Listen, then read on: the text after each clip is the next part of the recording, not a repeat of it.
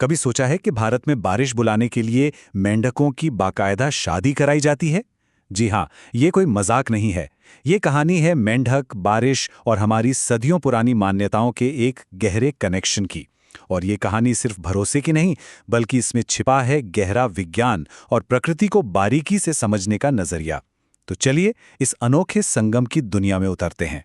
बिल्कुल सही सुना आपने। भारत के कई गांव में जब मॉनसून रूठ जाता है और सूखा पड़ने लगता है, तो लोग बारिश के देवता को मनाने के लिए मेंढकों की पूरी धूमधाम से शादी करवाते हैं। ये कोई नई बात नहीं है। ये एक ऐसी रस्म है जो सदियों से चली आ रही है और ये दिखाती है कि हमारे बुजुर्ग कुदरत की हर छोटी बड़ी हरकत से कितना जुड़े हुए थे। जरा सोचिए, मेंढकों को दूल्हा दुल्हन की तरह छोटे छोटे कपड़े पहनाए जाते हैं, उन पर हल्दी सिंदूर लगाया जाता है, पंडित जी मंत्र पढ़ते हैं और फिर उनकी शादी हो जाती है। असम में इस रस्म को भेकुली बिया कहते हैं और ये सूखे से लड़ने का एक पारंपरिक सांस्कृतिक तरीका है। लेकिन ठहरिए, इसे सिर्फ अंधविश्वास कहकर आगे मत बढ़ जाइए। इस परंपरा के पीछे असल में प्रकृति का एक बहुत गहरा ऑब्जर्वेशन है। देखिए, गांव वालों ने सदियों पहले ये देख लिया था कि जब मेंढक टर्राते हैं तो उसके कुछ ही समय बाद मॉनसून दस्तक देता है। तो उनका लॉजिक बड़ा सीधा था, चलो मेंढकों की शादी करा देते हैं, वो खुश होकर टर्राएंगे और बारिश के देवता इंद्रदेव खुश होकर पानी बरसा देंगे। और आजकल जब क्लाइमेट चेंज की वजह से बारिश का कोई ठिकाना नहीं रहा, तो ये रस्में और भी ज्यादा होने लगी हैं। तो सवाल यह है कि क्या इस विश्वास और हकीकत में कोई साइंटिफिक कनेक्शन है?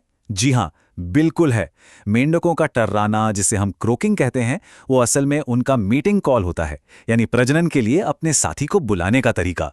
और वो ऐसा तभी करते हैं जब हवा में नमी हो, पानी हो, यानी मॉनसून का मौसम हो। तो एक तरह से मेंढकों का टर्राना बारिश आने का एक नेचुरल अलार्म है। हमारे पुरखों ने इस साइंटिफिक सिग्नल को एक खूबसूरत रिवाज में ढाल दिया। अच्छा, मेंढकों का पानी और बारिश से इतना गहरा रिश्ता क्यों है? इसे समझने के लिए हमें उनके हैरान कर देने वाले जीवन के सफर को देखना होगा। सच कहूं तो ये कुदरत के सबसे बड़े जादू में से एक है। मेंढक की जिंदगी ना किसी जादुई कहानी जैसी है, जिसके 4 पड़ाव हैं।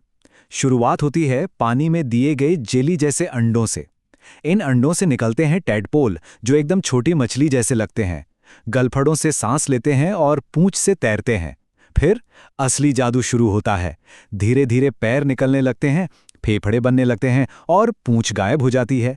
और आखिर में पानी में रहने वाला ये जीव एक ऐसे मेंढक में बदल जाता है जो जमीन और पानी दोनों दुनिया में रह सकता है। मतलब सोचकर देखिए, एक ही जीव अपनी जिंदगी में 2 बिल्कुल अलग अलग जिंदगियां जी रहा है। पहले वो पानी में रहने वाला एक शाकाहारी टैडपोल है जो काई खाता है, और फिर बड़ा होकर वो जमीन पर कीड़े खाने वाला एक मांसाहारी मेंढक बन जाता है ना कुदरत का करिश्मा? ये जो कमाल का ट्रांसफॉर्मेशन है ना, ये भारत में पाई जाने वाली सैकड़ों तरह की मेंढक प्रजातियों में होता है। आपको बता दूं, भारत मेंढकों की डायवर्सिटी के मामले में एक ग्लोबल हॉटस्पॉट है और यहाँ कुछ बहुत ही अजीब और अनोखे मेंढक भी मिलते हैं। कोई अंदाजा है कि भारत में मेंढकों की कितनी प्रजातियां मिलती हैं? 460 से भी ज्यादा। ये नंबर हमें बताता है कि हमारा देश बायोडायवर्सिटी का कितना बड़ा खजाना है। और इनमें से तो कई ऐसी हैं जो दुनिया में और कहीं नहीं, सिर्फ और सिर्फ भारत में ही पाई जाती हैं। चलिए भारत के 2 सुपरस्टार मेंढकों से मिलते हैं। पहला है इंडियन बुलफ्रॉग। ये भारत का सबसे बड़ा और सबसे ताकतवर मेंढक है और इसके बच्चे यानी टैडपोल मच्छरों के लार्वा खाकर हमें डेंगू, मलेरिया जैसी बीमारियों से बचाने में मदद करते हैं। और दूसरा है पर्पल फ्रॉग। ये इतना रहस्यमयी है कि अपनी लगभग पूरी जिंदगी जमीन के नीचे ही बिता देता है और इसकी नाक सूअर जैसी दिखती है। ये पर्पल फ्रॉग सिर्फ दिखने में अजीब नहीं है, इसे लिविंग फॉसिल यानी जीवित जीवाश्म भी कहते हैं। जानते हैं क्यों? क्योंकि इसका सबसे करीबी रिश्तेदार हजारों किलोमीटर दूर अफ्रीका के पास सेशेल्स आइलैंड पर मिलता है। अब सवाल यह है कि ये कैसे मुमकिन है? वो इसलिए क्योंकि ये मेंढक इस बात का जीता जागता सबूत है कि करोड़ों साल पहले भारत और अफ्रीका एक ही विशाल महाद्वीप गोंडवाना का हिस्सा हुआ करते थे। ये छोटा सा जीव अपने अंदर पृथ्वी का पूरा इतिहास समेटे हुए है। और देखिए, खोज की ये कहानी अभी थमी नहीं है। अभी हाल ही में साइंटिस्ट्स ने नॉर्थ ईस्ट इंडिया में एक साथ बुश फ्रॉग्स की 13 नई प्रजातियों की खोज की है। एक ही बार में इतनी प्रजातियों का मिलना पिछले 1 दशक की सबसे बड़ी खोजों में से एक है। तो इस खोज का मतलब क्या है? पहला, ये कंफर्म करता है कि नॉर्थ ईस्ट इंडिया वाकई में बायोडायवर्सिटी का एक खजाना है। दूसरा, ये दिखाता है कि आज की साइंस कितनी एडवांस हो गई है। अब वैज्ञानिक सिर्फ देखकर नहीं, बल्कि डीएनए, आवाज और शारीरिक बनावट सबको मिलाकर नई प्रजातियों को पहचानते हैं। और सबसे जरूरी बात, जब तक हम किसी प्रजाति को जानेंगे ही नहीं तो उसे बचाएंगे कैसे? तो पहचान संरक्षण की तरफ पहला कदम है।